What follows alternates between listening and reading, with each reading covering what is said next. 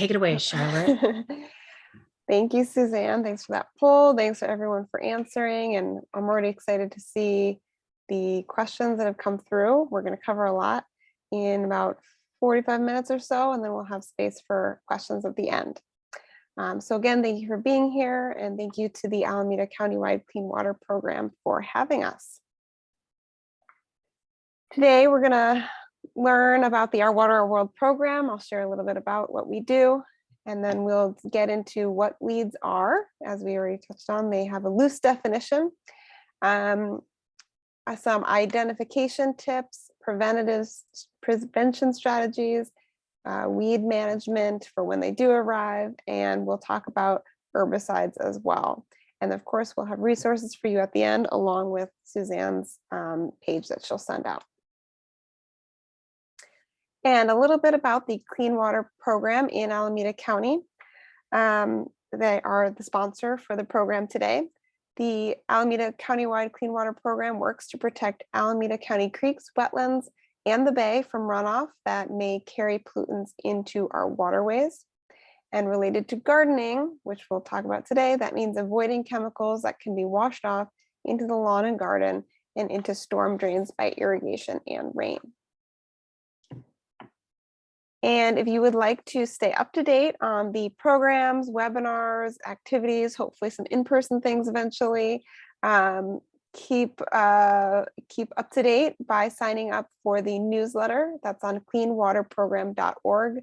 On the sidebar, you'll be able to enter your email and get their newsletter. And as Suzanne mentioned, we all of our past webinars, we did many last year, covering a variety of topics.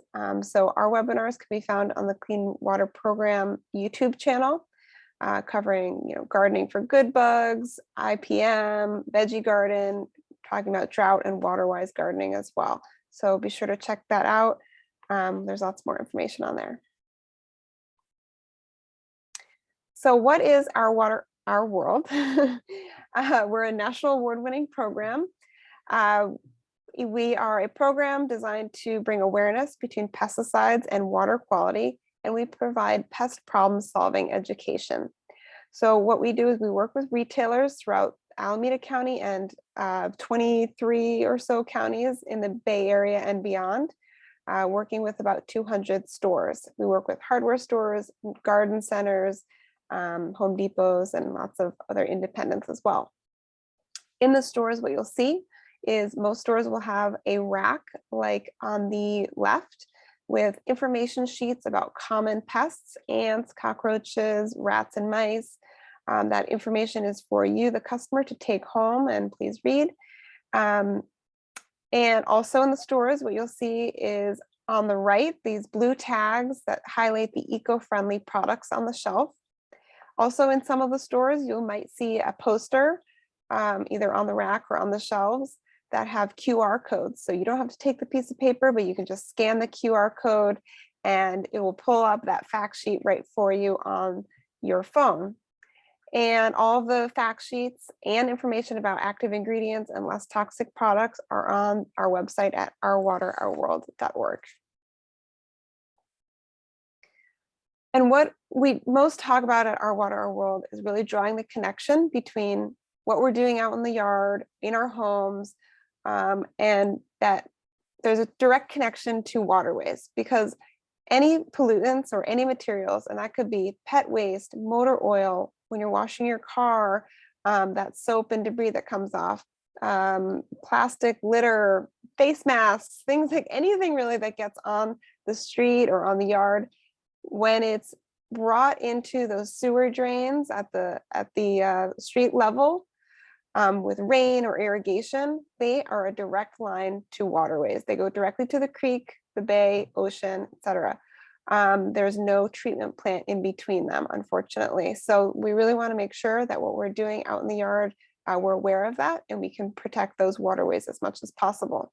I will share that in the Bay Area, if you live in the Bay Area, you live in the San Francisco Bay Watershed. It's a massive watershed.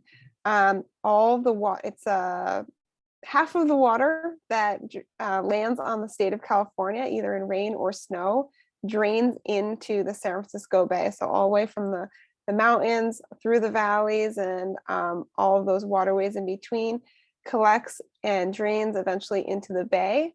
So it picks up a lot of material on the way, and we really want to make sure we're keeping our bay and everything in between clean. And we'll learn how to do that today. So integrated pest management, we're going to give a quick intro here to the concept for those of you who don't know. So integrated pest management is, it's a decision-making process, and it's really looking at the big picture. So instead of immediately taking action when you see a problem in your garden, we're going to take a step back and we're going to ask ourselves some questions. And we're going to remember our garden is an ecosystem. So a big question we ask is, what is the problem at hand? A lot of times when we see things like yellowing leaves or puckered leaves or a bug, it could be a problem that is a pest, or it could be a watering issue or fertilizer issue, something else. So we really want to make sure when we're looking at a problem, we really get to figure out what's really going on there. Is it a bug? Is it a pest?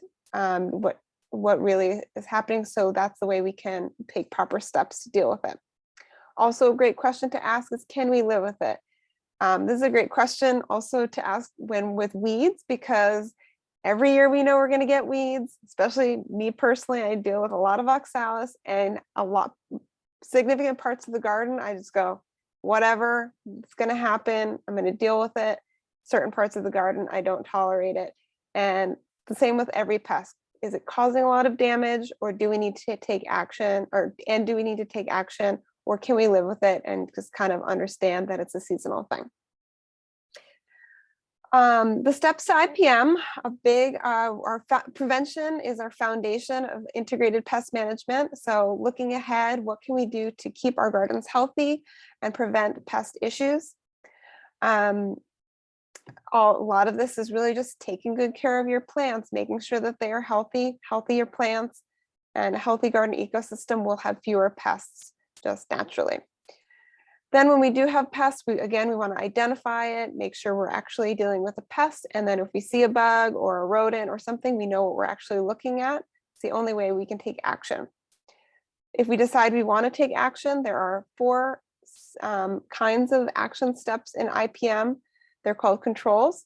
There's cultural controls, which is similar to prevention, bolstering the health of the garden, really creating a good environment for our plants and a less good environment for the pests.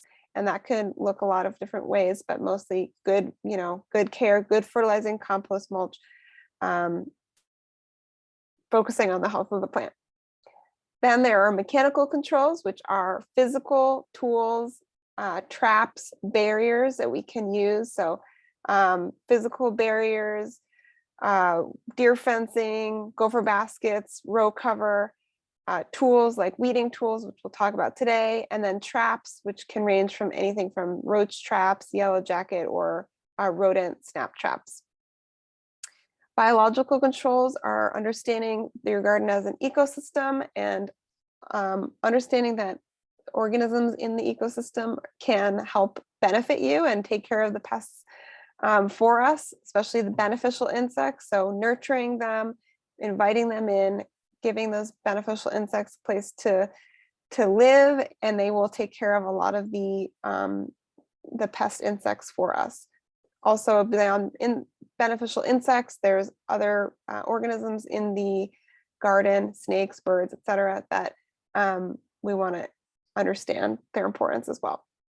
And then lastly is chemical controls. We always use it as a last resort. These are the pesticides, always a last resort after we've tried everything else, using the most eco-friendly as possible and using it as carefully as possible. And sometimes people don't even get as far as chemical controls. If you don't want to use a pesticide, that's great and your choice. And you can choose to maybe just remove the plant if it's just struggling. That is, that's a good option for you as well. So today we're going to look at IPM for managing weeds.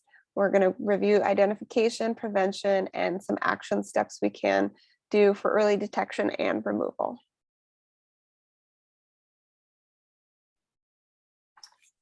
And so now I'm going to walk us through some of what weeds are. And I love this quote: a weed is a plant that has mastered every survival skill except for learning how to grow in rows. Isn't that the truth? So I will share that I have a lot of weeds in my garden. These just about all the pictures in this program are from my own personal garden. So I am with you. If you are really battling weeds, well, I'm on the same page. We're in it together. So what is a weed? A weed is really a plant that's growing in an undesirable place. So sometimes we have plants that reseed with ease. In this case, it's chard and kale and borage have a tendency to be very weedy in my garden, and they volunteer and they really are taking over. And so it's hard sometimes to actually pull those plants out when they are growing in undesirable places, especially the food. So just to share that it's just a plant that isn't growing where you really want it to grow. And what I'd like to share is that the UCIPM website has this amazing resource, which is the weed gallery. And this is really going to help us out when we are looking to identify what the weed is, because until we can identify it, it's going to, we won't be able to manage it or eradicate it properly without understanding its life cycle and how it grows. So this is really going to be a very helpful resource for all of us. So what I'd like to start is by sharing it's really important to get to know our weeds. Once we get to know them, then we can manage them with a lot more ease. So they're broken into some categories such as annual weeds. These are going to be weeds that sprout from seed each year. They have a 1-year life cycle. They sprout from seed, they grow, they go to flower, and then from flower, they will reseed themselves. Some common annual weeds that we see are going to be the burr clover, annual bluegrass, the black medic. I'm not sure if that's so common in the East Bay, but these are very common around, throughout the Bay Area. And then the biannual weeds, which are plants that have a 2-year life cycle, which they will grow the first year from seed, they will overwinter, they will continue to grow the second year. And then in the second year is when they will go to flower and they will push their seeds. So some of the common biannual weeds are going to be the bull thistle, mullein, Queen Anne's lace, and so forth. And then perennial weeds, which are weeds that grow from either the seed or from their root system. And the root system can be a tuber or a corm, a bulb, stems, roots, etc. These are going to be plants that have a 2-year life cycle or longer. So they're going to actually be some of our troublesome weeds, such as Bermuda grass, Oxalos, and the nutsedge. So that is really going to be the more challenging category for most of us, are the perennial weeds. And when do we see them? This is also really important, is to understand the seasonality of these plants. So the cool rainy season is when we see Oxalos. Oxalos pretty much pops up within hours of the first rain that we get.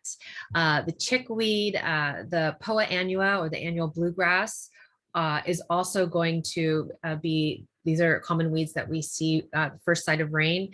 And then we also have warm summer season weeds such as the purslane, the mallow, crabgrass, and then the bindweed.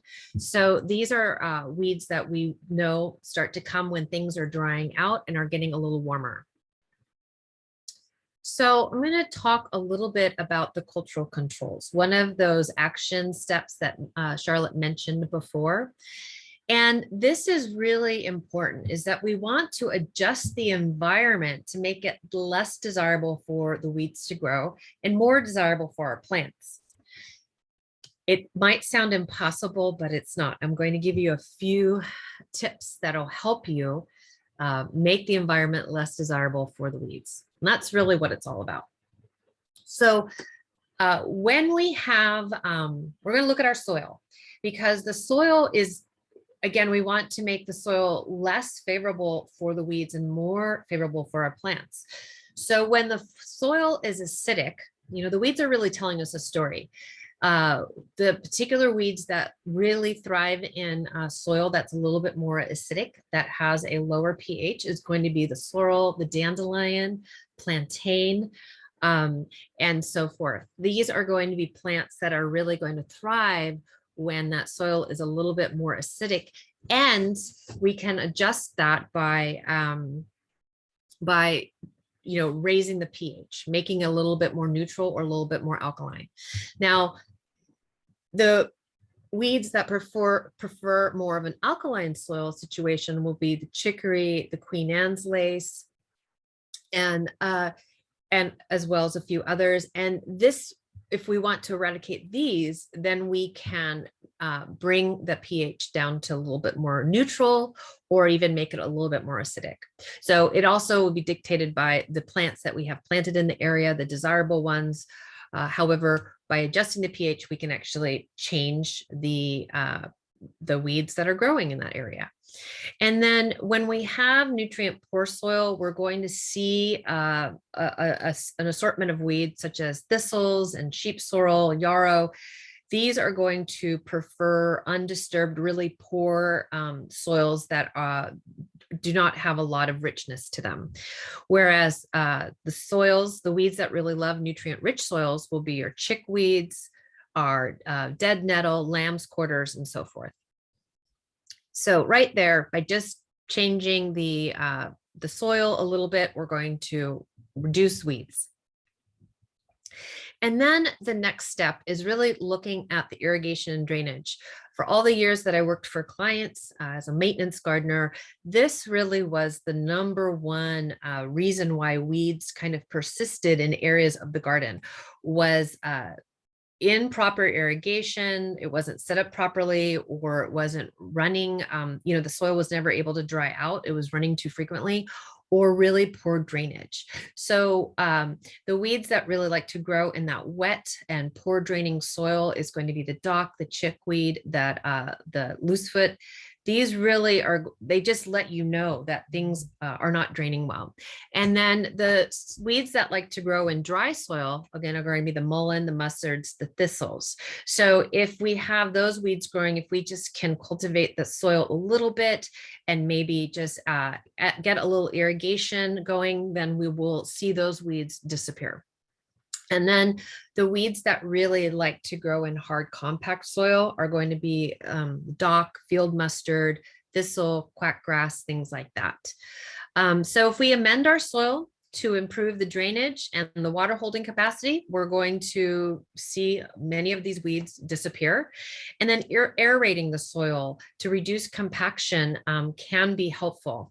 But we want to be careful about the way we aerate. Charlotte's going to talk a little bit about soil aeration versus big disturbing soil too much in a minute.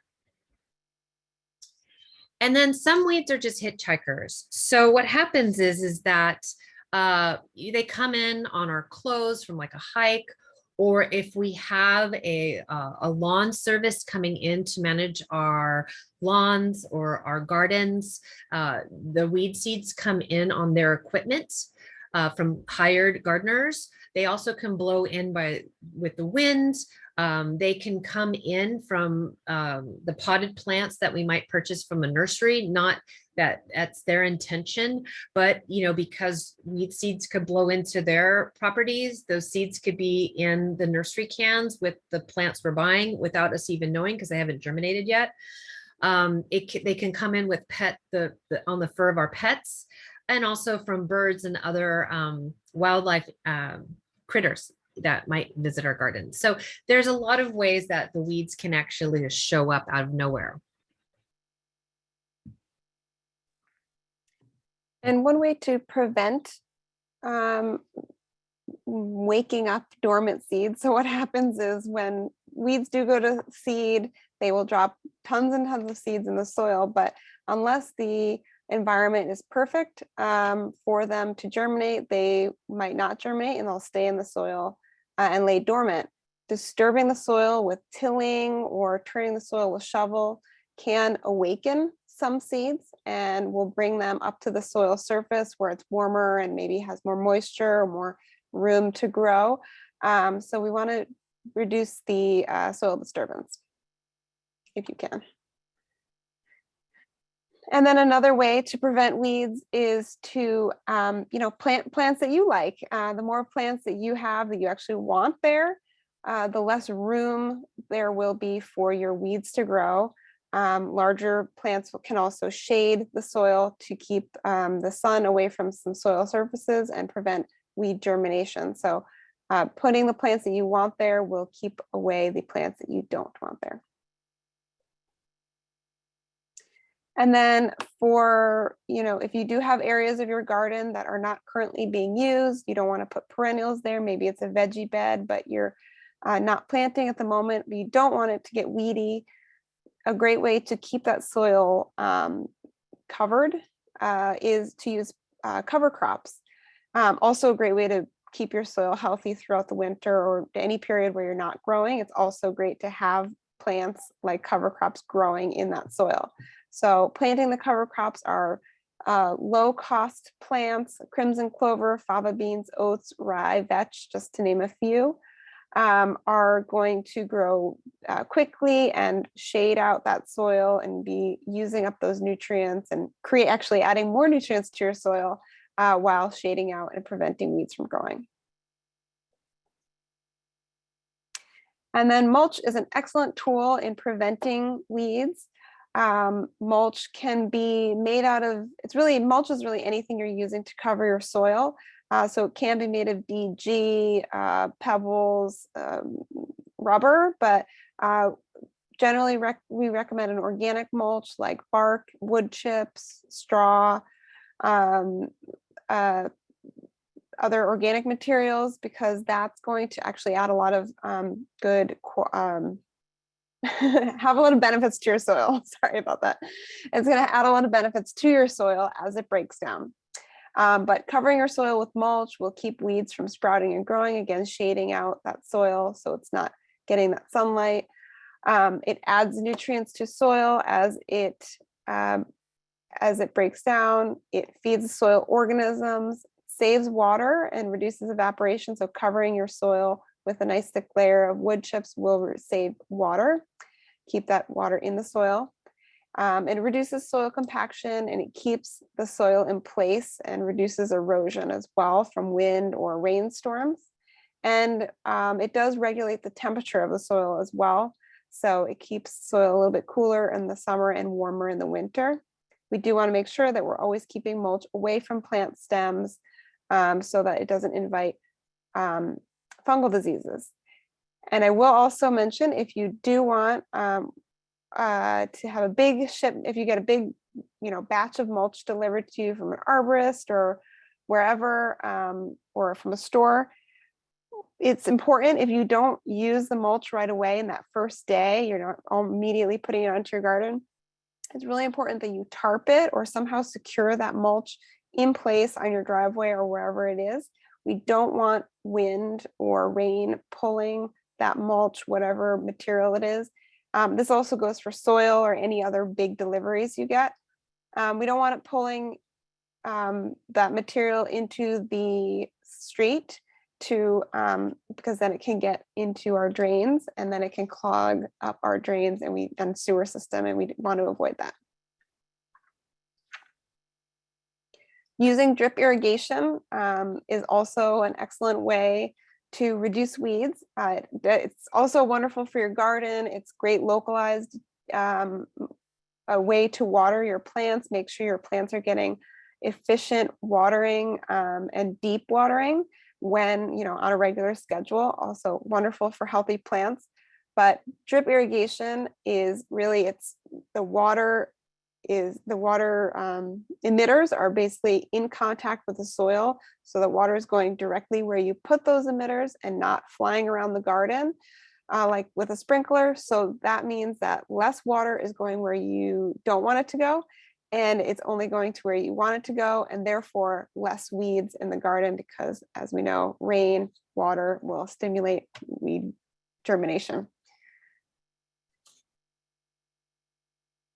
So to review, our cultural controls that we can use in our garden to reduce or prevent weeds is adjusting the pH and fertilizing schedules of our soil, amending the soil to improve drainage or water holding capacity, depending on our needs. We, you know, don't, yeah, when you hire gardeners, have them use your mowing equipment so we're not spreading seeds around.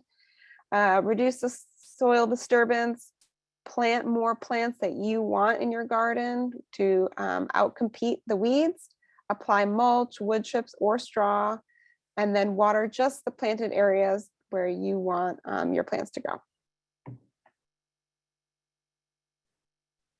Awesome. That was great. Thanks, Charlotte. And we're seeing a lot of wonderful comments and questions coming in. Thank you.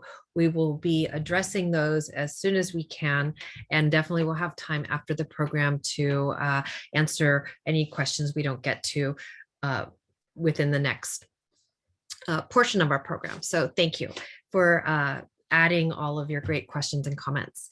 So now I'm going to talk a little bit about the mechanical controls or the physical ways we can remove weeds. And we get this question all the time, is what's the best way to remove weeds? And no one really likes the answer that I give them straight away, but hand pulling using weeding tools is the best way. I know that that is not always fun for everybody.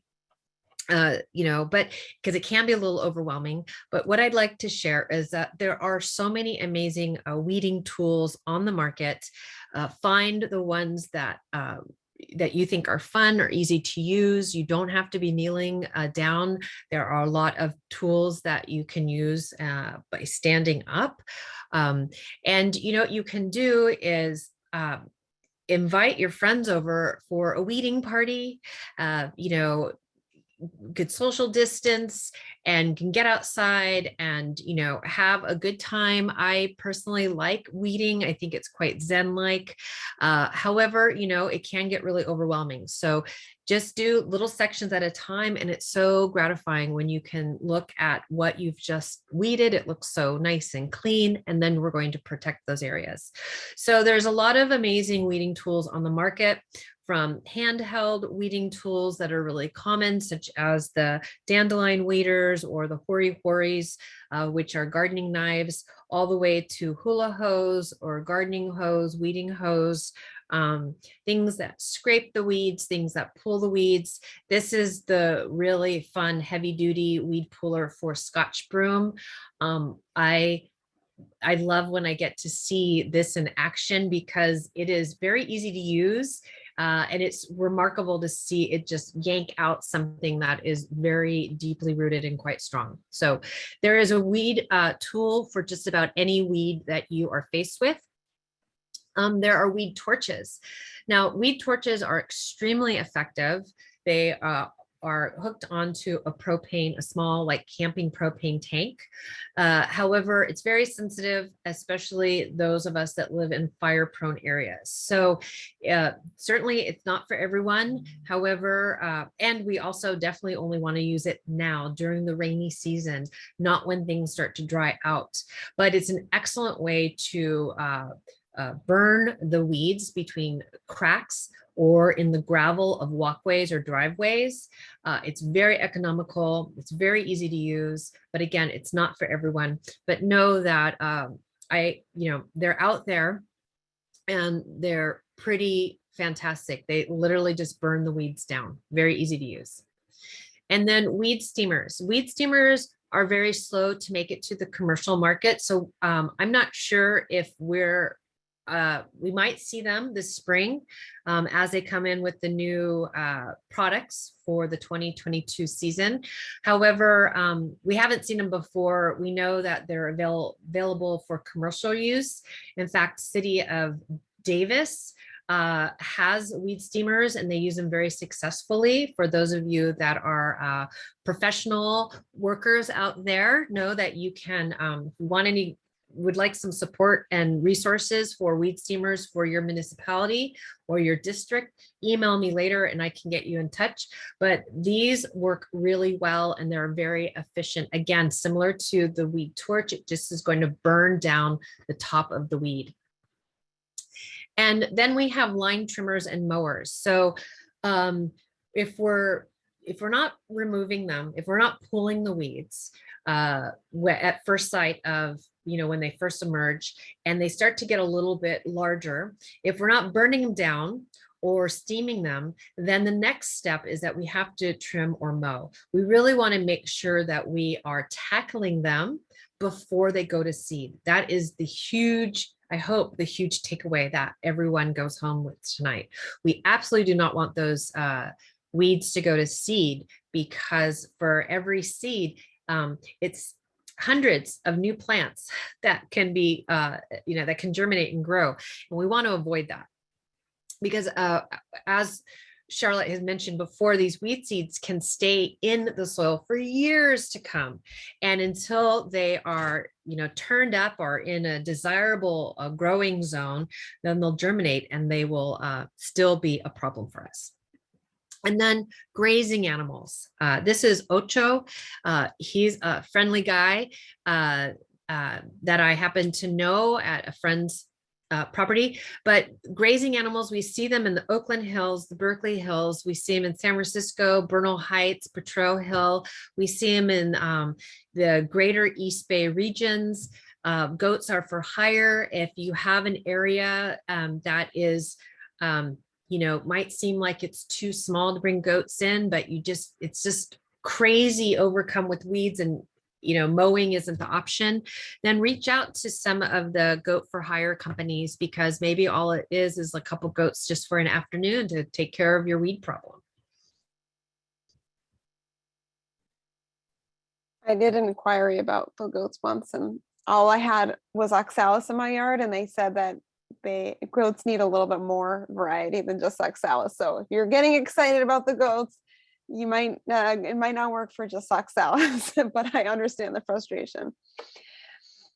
Another tool to use for large areas of weeds that either the weeds are already there, or they're going to be there, or you just have a bare area of your yard or a lawn that you don't want anymore. Sheet mulching is a really great tool for that. Sheet mulching is layering, sometimes compost. You can add compost if you want, but generally it's several layers of cardboard, at least 3, I would say 4 layers of cardboard, and then 3 to 4 inches of mulch on top. You can put compost underneath the cardboard as well if you're trying to regenerate your soil, but you don't have to do that. That thick layer of cardboard is really going to suppress those weeds, and then the mulch on top is going to help as well. Over time, the cardboard and the mulch are going to break down, so it's going to both add nutrients to your soil and help your soil be better quality. But I guess you do need to continue, if it's for weed suppression, you do need to continue adding mulch on top as things break down. And then some people want to consider landscape fabrics. We just have a warning that they're not ideal. While they look like they might work great, they are made of harmful chemicals that can get into the environment. And especially as they break down, they can cause harm to the environment. They compact the soil, whereas mulch will help prevent compaction. Weeding will get difficult because weeds likely will break through eventually, or they will land on top of the landscape fabric, and then you'll have to weed on top and below the fabric. It gets very challenging. Landscape fabrics are expensive, so if you have a large area, I do recommend that, asking your neighbors for cardboard and getting mulch from an arborist instead. It's much more cost effective. It is difficult to repair irrigation when everything is covered up with landscape fabric, and it does break down over time, which is going to lead to weeds eventually, and potentially microplastics and other materials in the environment. So for annual and biennial weeds, focusing on hand pulling when they just pop up, that first rain of the fall and winter, Oxalos is going to come.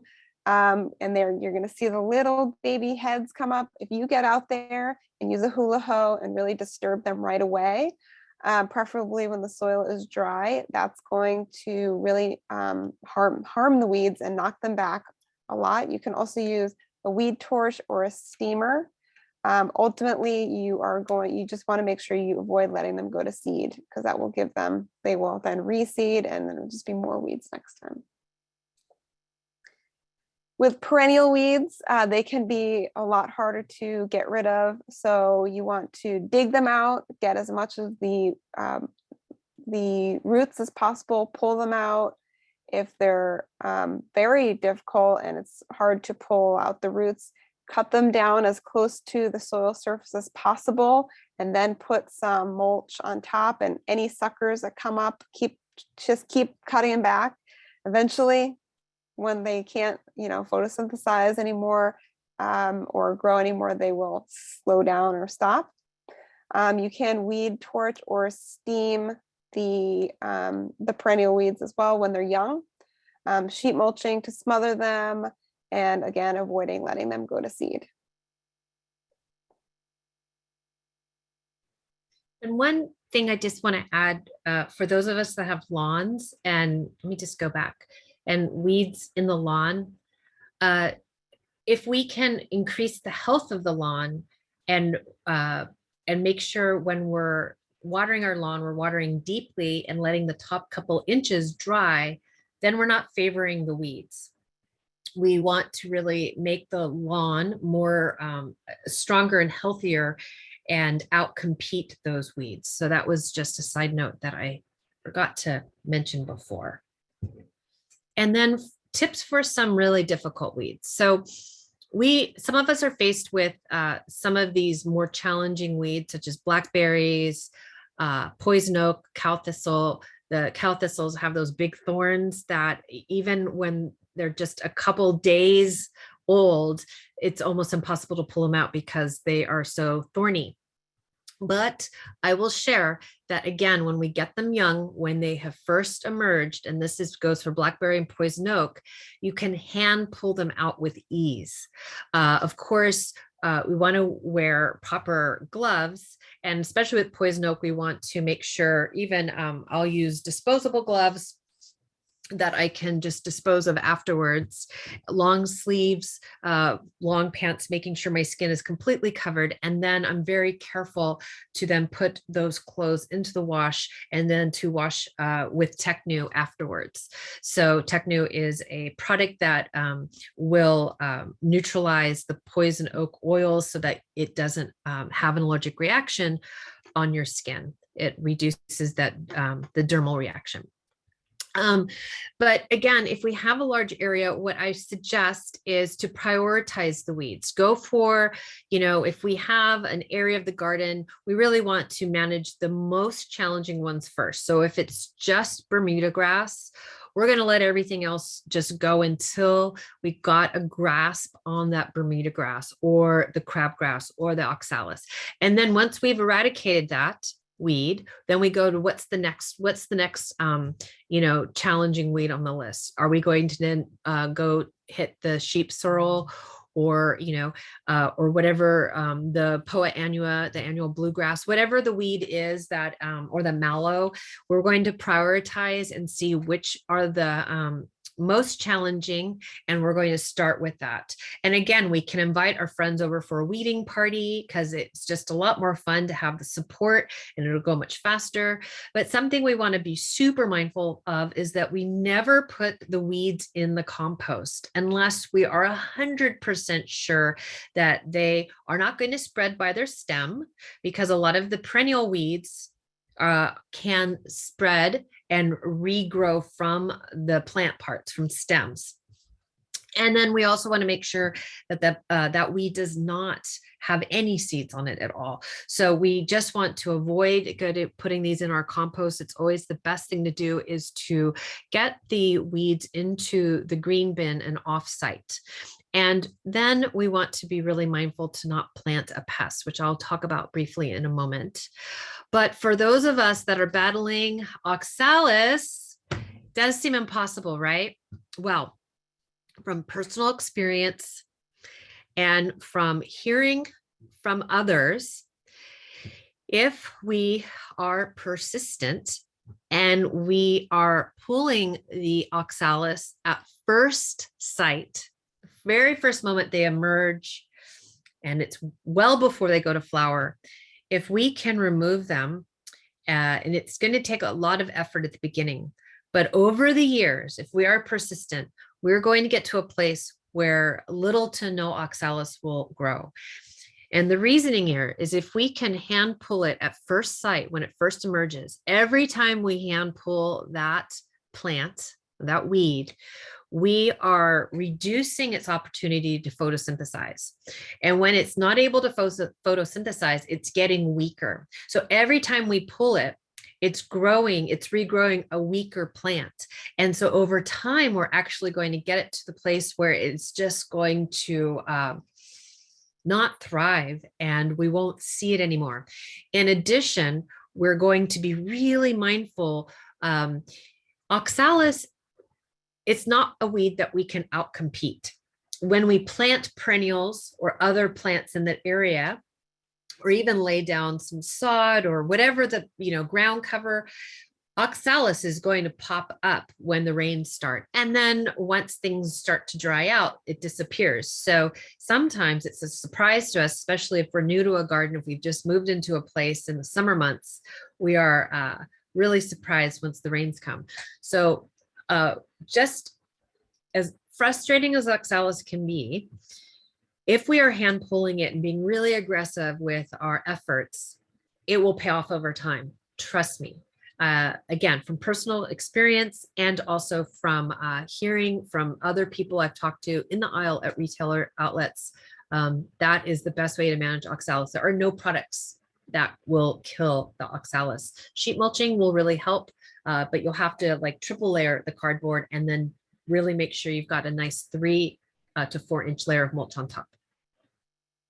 And then when I mentioned not planting a pest, so there is an organization called the California Invasive Plant Council. If you're not familiar with it, check it out. And there is a campaign called Plant Right, which many of the garden centers throughout California have participated with. It's education on plants that are invasive. So this is a plant, Heliochrysum, that was very popular in the 90s when I was working in a lot of gardens throughout the Bay Area. And this was a plant that was not on the invasive plant list yet. And it was very popular to add to containers and on patios and decks and so forth, just to get that really fun contrast of color. Well, then in the mid 2000s, I moved to the East Coast for a few years and worked as a horticulturalist there for a very large garden center. And then I came back. And then this plant was on the invasive plant list in California, and specifically for Marin County, where I feel that I single-handedly was the cause of this plant, since I planted so much of it in Marin County. And on a hike one day, when I was hiking Tam and going on the other side of the ridge, I came around a corner and the whole bank was just taken over by Heliochrysum. So a lot of times we don't know that we're planting a pest. Just recently, Charlotte and I learned that alyssum, a beautiful little white alyssum that is such a wonderful pollinator plant and food for a lot of our beneficial insects. It is now on the invasive plant list for the tight bay areas. So like Bodega Bay area, East Bay area, the San Francisco Bay, like wherever we're kind of in this coastal bay, we see alyssum actually reseeding itself and becoming a pest. So become aware of what plants are pests and just try to avoid planting them. It'll be helpful. And then I'm going to talk a little bit, we're going to close in a moment, but before so, we're going to talk a little bit about the chemical controls or the herbicides, those pesticides that we're so curious about. So what about using pesticides? So the pesticides that kill weeds are herbicides. Herbicides are pesticides. They are under the umbrella of pesticides, and they are going to kill the weeds. So first, what we're going to do is we're going to look at the label. And we always want to make sure we're looking at the active ingredient and understanding what that active ingredient is. So far, this label looks pretty good. It says it kills all types of weeds and grasses for patios, walkways, driveways, flower beds, vegetable gardens, shrubs, trees, fences, all around the garden and the yard areas. And it also is listed for organic use. So this looks like it might be a really good option for me. But then I want to look at the label a little bit more. So this is a non-select, broad spectrum contact kill. So these words mean contact kill. It's going to kill it. This product has to get sprayed to the leaf, the plant tissue to kill it. It kills on contact. It's non-select. So if we spray it on the weeds that are between our perennials or like our roses, it's also going to potentially kill those desirable plants. It's broad spectrum, meaning it kills a very large list of weeds or plants. And we are going to apply it to grasses and weeds. So, and that's how it kills them. We are going to also understand that it is, it does not translocate. It is not a systemic weed killer, so it's not moving through the plant tissue. We are going to use this according to the label's instructions, and when we do, it is pet and people safe, so it's not going to pose a threat to the environment necessarily if we're using it according to the label's instructions. We're also going to see the list of weeds, and if the pest is not on the label, then this product is not going to work for that pest. So in this case, if the weed is not on the label, it's not going to work for that weed. And then every pesticide is going to have a precautionary statement on it. So even though this is listed for organic use, this is also registered as a pesticide. So we want to, because it's designed to kill something, there's going to be a precautionary statement. So please, when we're using products, we definitely want to take the time to read the label.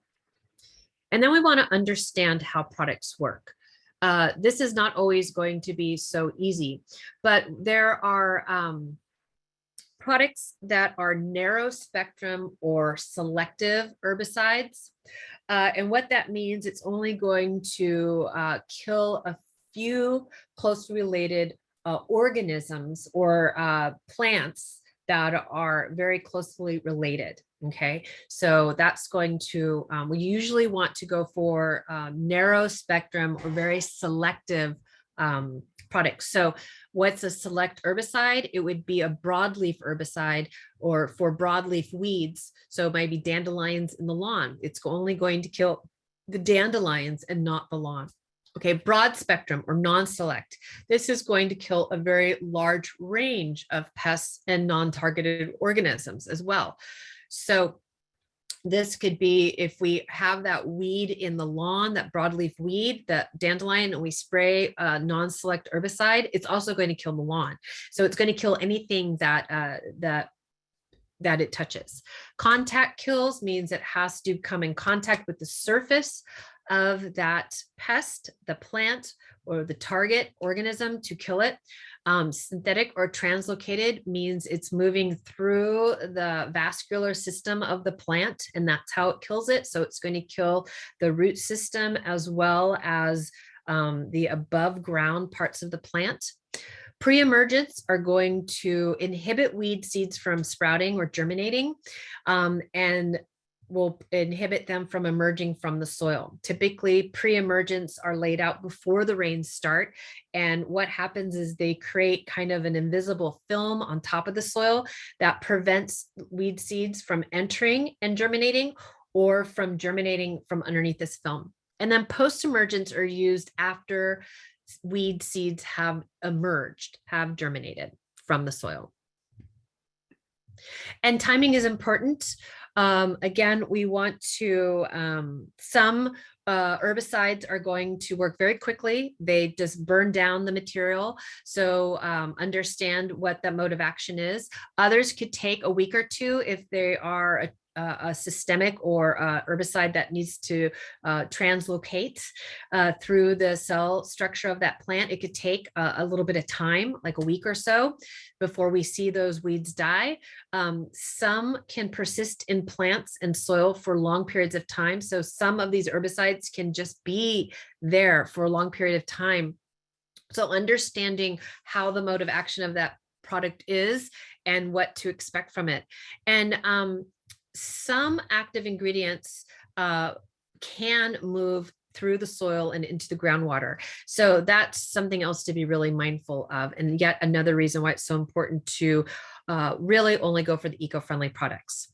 And then there's some pesticides. No pesticide is risk-free. So we really want to understand the unintended consequences of the herbicides that we use, regardless if it's a synthetic or an eco-friendly, and especially if it's a home remedy. We really want to make sure we understand the unintended consequences.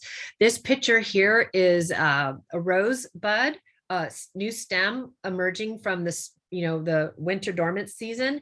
And it looks like this because it has been treated with glyphosate or Roundup. Most likely drift from either spraying glyphosate around the rose beds or drift from a neighbor's garden. Drift can carry for a number of yards and it will damage our plants. And then when we're not using products properly, we can also contaminate the soil and the groundwater, especially if we're overusing them. More is not better. When we are applying these herbicides, understand there's potential for damaging the soil microbes. And so we just want to be really careful. When it comes to what about the homemade remedies, the do-it-yourself remedies? I get people asking me this a lot. These homemade weed killers, which is the detergent, the vinegar, and the salt. Well, let me share a couple things really quick, is that dish soaps are detergents and they're not pure soaps. So if we're ever going to make a homemade remedy, we want to make sure we're using a pure soap, which is Castile soap. And we can find Castile soap under the brand name of Dr. Bronner's. And also I understand that Whole Foods, their 365 brand has a Castile soap. That's the only pure soap that's on the market these days.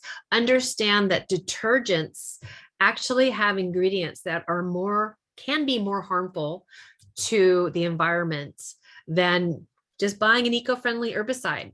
So a lot of these products have known carcinogens in them and are known to be toxic to the aquatic life. And then salts. When we're adding salt and we're using it to kill organisms in the garden, which would be possibly a weed, we're also killing the organisms in the soil as well as worms and other soil organisms. So salt is extremely detrimental. So please avoid using salt at all costs in your garden.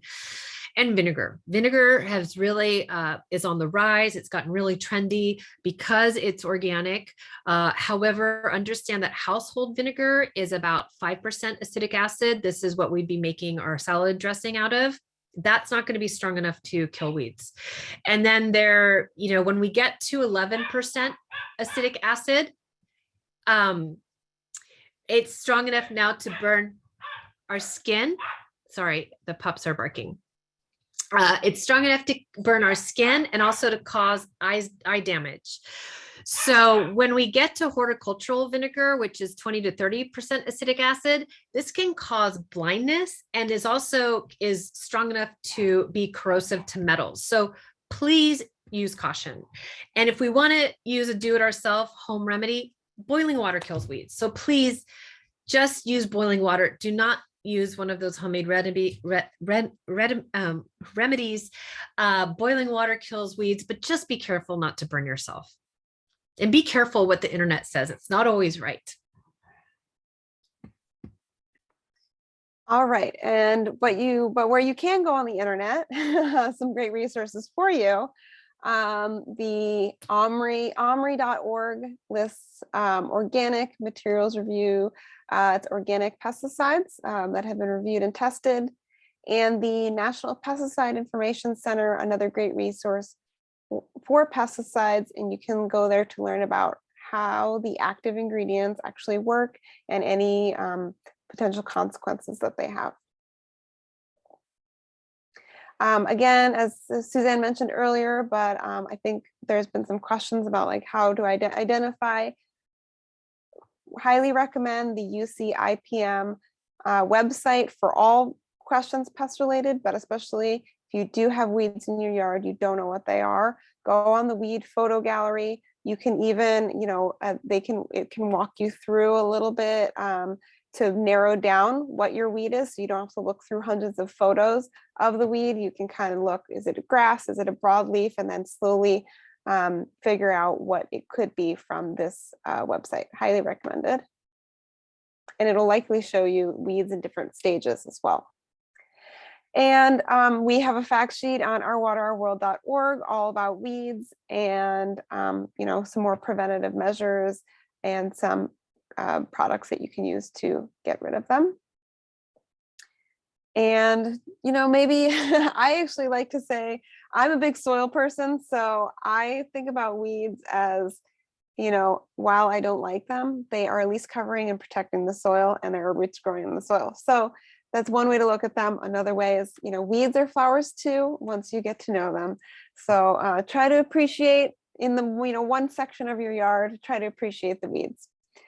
Oxalis does have those pretty little flowers that comes up. So anyway. Yeah, and the kids, the kids like the sour grass. Exactly. Thank you all for being here. I saw there was lots of questions and conversation. So it was nice to see everyone talking to each other. And thank you for joining us, and we'll keep going with questions here. Yeah, we'll continue with questions. Know that the recording will be on the YouTube channel really in the next few days. And Charlotte and I are here, so please reach out to us. If we didn't get to your